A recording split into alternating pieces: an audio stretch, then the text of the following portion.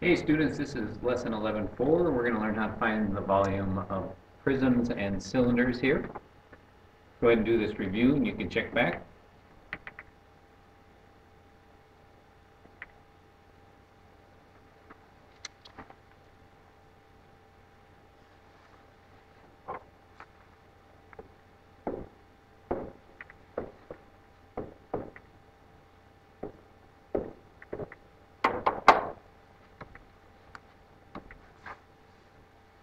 All right, here's theorem 11.5. We're going to use this in this lesson, Cavaliere's principle. If two space figures have the same height and same cross-sectional area at every level, they have the same volume. So we can fill in the missing numbers by using that principle. So this is a square here and a square here, so that's 3 by 3, but this is a triangle. But it has the same volume, so that means the base has to be 6, because 6 times 3 divided by 2 is the same as 3 times 3. And those two could have the same cross-sectional area.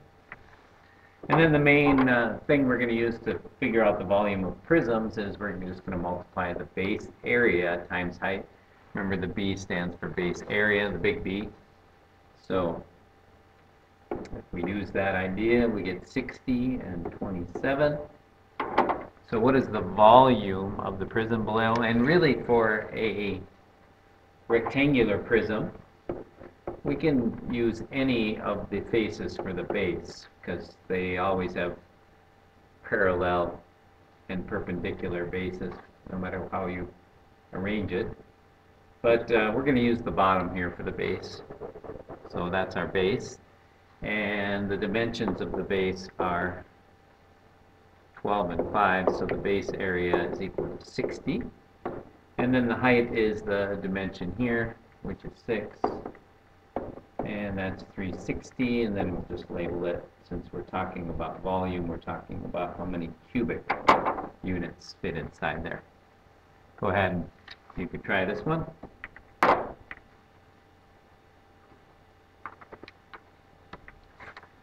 All right, to find a triangular prism, same idea. Volume of any prism is base area times height.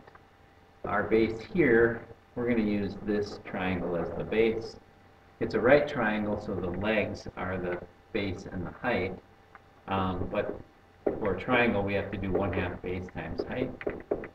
So 1/2, 18 times 15, and that's equal to 60. And then our height is 22.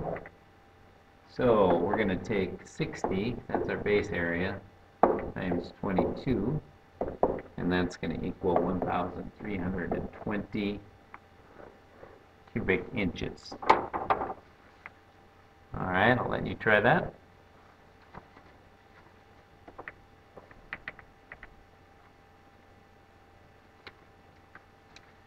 All right, similar to a prism is a cylinder. It's kind of a prism with congruent circle bases.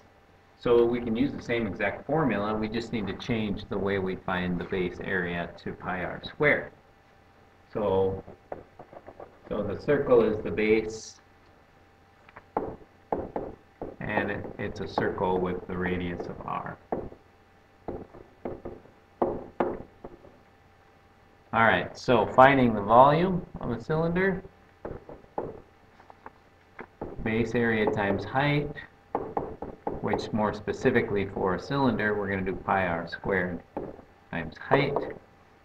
And so we can just do pi times 6 squared times 14 for this one. And if we're going to leave it in terms of pi, we can just multiply 6 squared times 14, which is 504, times pi, and then we'll just label it cubic meters. Okay, go ahead, you try that.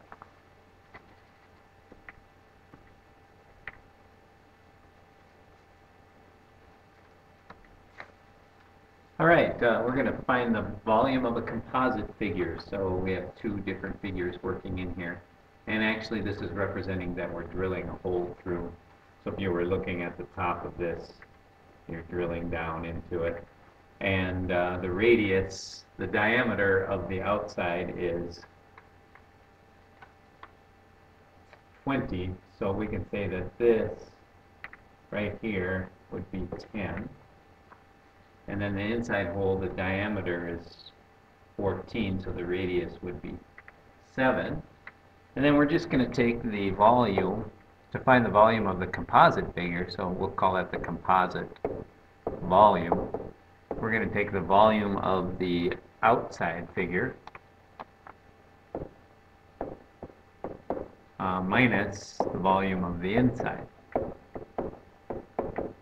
And so for both of these, we're going to do, so let's say pi, the radius of the outside, squared times height, minus pi, the radius of the inside, squared times height, which is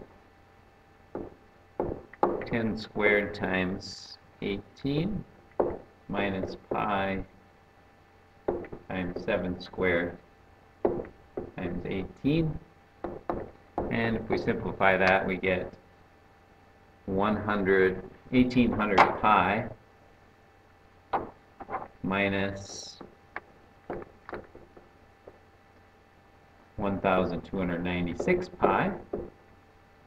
And if we want to just approximate that, that's about 1583 cubic centimeters. All right, go ahead and you try and find the volume of this composite figure.